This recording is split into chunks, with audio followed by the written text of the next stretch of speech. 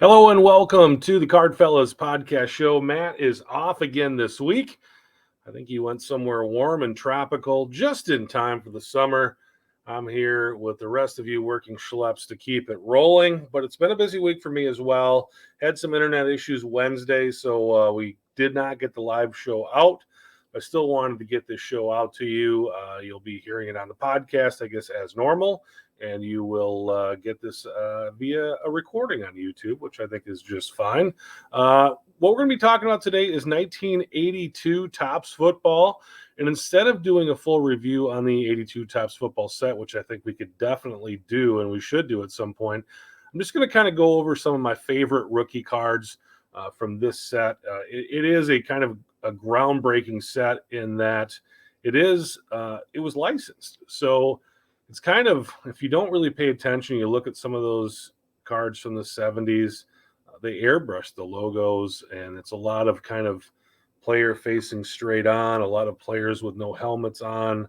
But this was a licensed set, so you got the NFL logos, and you got the NFL logos right on the front of the cards. And the most valuable card from this set, and again, the kind of the cards we're going to go over, there's not a ton of, super big time cards, but there are three really, really big time cards. So let's take a look here. The most valuable and definitely most in demand rookie from this set is Lawrence Taylor's number 434. This is his rookie card. LT was the most highly anticipated rookie in the class and in a consensus number one pick. But that was in almost consensus, and the almost happened. The New Orleans Saints actually had the number one pick. They picked running back George Rogers from South Carolina, so Taylor would be picked number 2, and he would go on to win Defensive Rookie of the Year.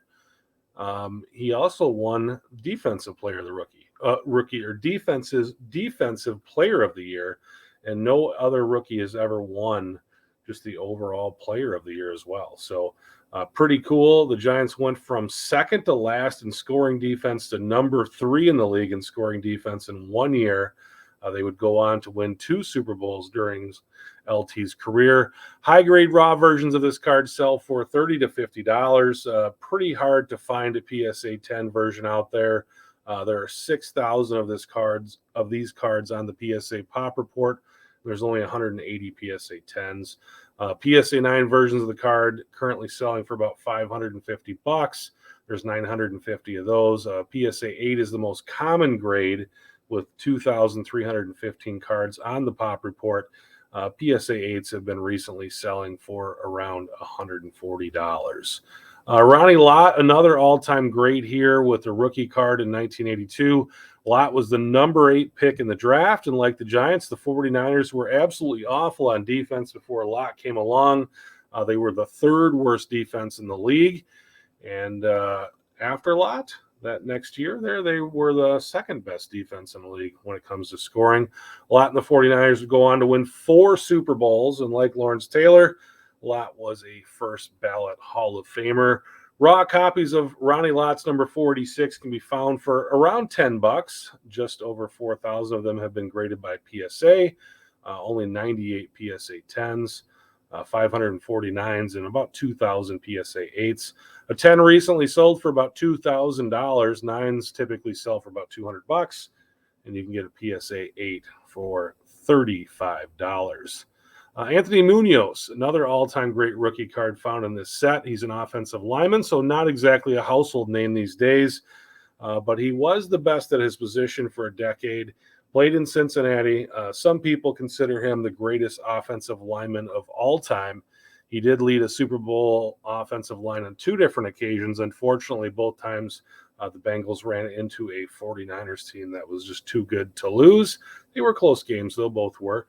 You can find quality raw versions of this Munoz rookie card, number 51, for under $10. The card has been graded 1,500 times with only 39 PSA 10s, 259s, and 650 PSA 8s. And 9s are currently selling for around $125. You can pick up an 8 for about $20. All right, we talked about George Rogers being the number 1 pick in this rookie crop, but he's not a guy that people talk about these days. He did have an incredible career, though. Won the Heisman Trophy in 1980, and that was, he's competing with guys like Herschel Walker for that award. He set the NFL rookie rushing record with 1,674 yards, would go on to play 7 seasons, put up over 7,000 yards, 54 touchdowns. And that was with a Saints team that wasn't really that good. He retired after the 1987 season due to some nagging injuries. But that year he was with Washington, won the Super Bowl his final year in the NFL. You can find these cards, George Rogers rookie cards, for about a few bucks. There's only 200 of them that have been graded, and no high-grade George Rogers rookies have recently sold on eBay. So I think most people that have them are either George Rogers collectors or maybe they're, in the set registry. So you just don't see them change hands too often. Here's another rookie guy from the 1982 set, and this is Cris Collinsworth. He's probably the most well-known guy in this crop, out of this rookie crop, other than the Hall of Fame guys. Collinsworth played in both Super Bowls with the Bengals, same as Munoz, both close losses to San Francisco. Collinsworth made 3 Pro Bowls, finished his career with 6,600 yards, 36 touchdowns. But of course, he's best known as a broadcaster. I remember him from my younger days on HBO's Inside the NFL, and now, of course, on NBC's Sunday Night Football. Broadcasters are polarizing. A lot of people, they like this guy, they don't like that guy. And I know there's some people that don't like Collinsworth, but in my opinion, he's really one of the best on TV. I think Romo is kind of thought of as the guy right now. And of course, Tom Brady, they've already thrown a bunch of money at him. I'm sure he'll be in the booth in the next year or two. But I still like Collinsworth. These are about $4 or $5 in great condition. A PSA 10 just sold for $140. Let's go on to another guy. This is another guy that's not a household name at all these days. Joe Delaney. He was drafted by the Chiefs in the 2nd round, was awarded with the AFC Offensive Rookie of the Year his rookie year, rushed for 1,100 yards his rookie season. His second season was 1982. His strike shortened. He suffered an eye injury too, which was kind of weird. Before he could play a third season, some bad things happened. He was at like a amusement park type of thing, saw 3 kids that looked like they were drowning in a pond in an amusement park. He didn't know how to swim, but he jumped in to try to save them and actually did save one of the kids. The other one was rescued, later died, and then the other child died on the scene with Joe. So pretty rough story, but I think it was one of those things that really kind of showed what kind of guy he was. He was awarded with a bunch of medals. I know President Reagan, at that time he was the president, honored him with some awards. I know he was awarded with a bunch of different stuff for bravery. You can get these cards raw for $3 to $4. A PSA 10 recently sold for $120. He's also, is kind of interesting, if you do go to Arrowhead Stadium, he's on the Ring of Fame there, even though he really only played a couple seasons.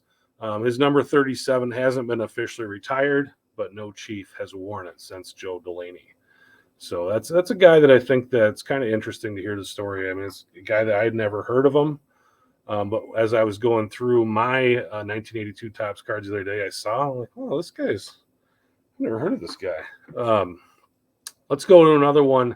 Freeman McNeil, and this is a guy that he was kind of really a big ball carrier when I was coming into the hobby.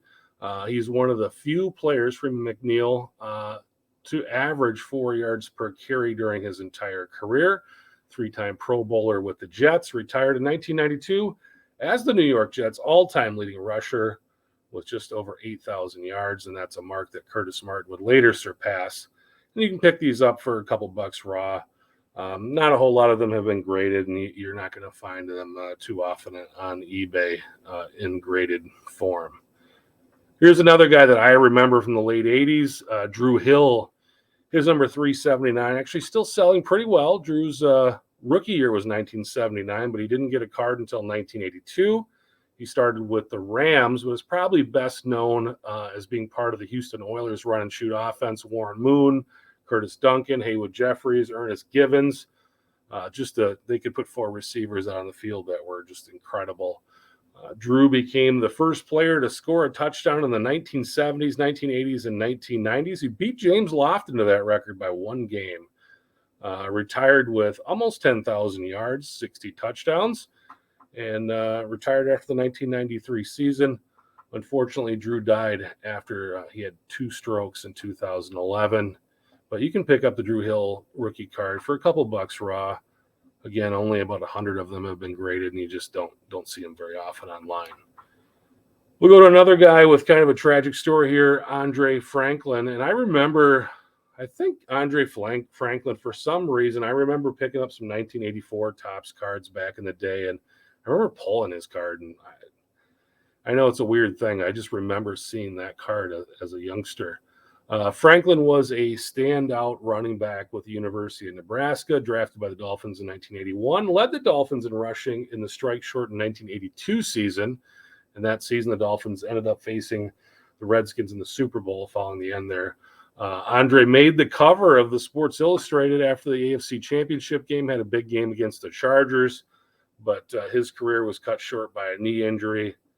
Again, really short career. Last game was in September of 1984. And unfortunately, Andre left us in 2006 at the age of 47, just heart failure. And this is another card that you could pick up pretty affordably. All right, let's go to somebody on the defensive side of the ball. Everson Walls, his rookie card's in this set. And Everson was a 4-time Pro Bowl safety, started his career in 1981 with the Dallas Cowboys. Left the Cowboys in 1989, headed to the Giants, which sounds like terrible timing because the Cowboys started becoming a good team again at that time. But it actually worked out pretty well for Everson Walls. Went to the Giants just in time to win Super Bowl 25. That was the game against Buffalo. That was the Scott Norwood wide right game. Everson led the NFL in interceptions 3 times, led the Cowboys in interceptions for 5 different seasons.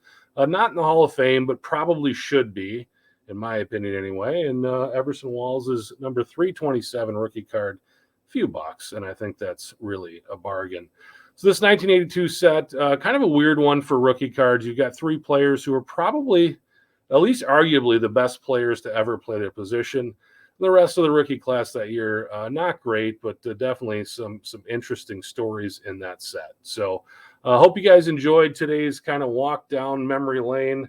The 1982 Topps set, I think, is a very cool one. It's an interesting one. You don't have the Montana type cards or the Jerry Rice type cards, rookie cards in it, but you've got Lawrence Taylor, you've got Ronnie Lott, you've got Anthony Munoz, and then a bunch of guys that just kind of had interesting stories behind them. So I love looking into this stuff, looking into it. I hope you guys enjoy listening, and we will talk to you next time.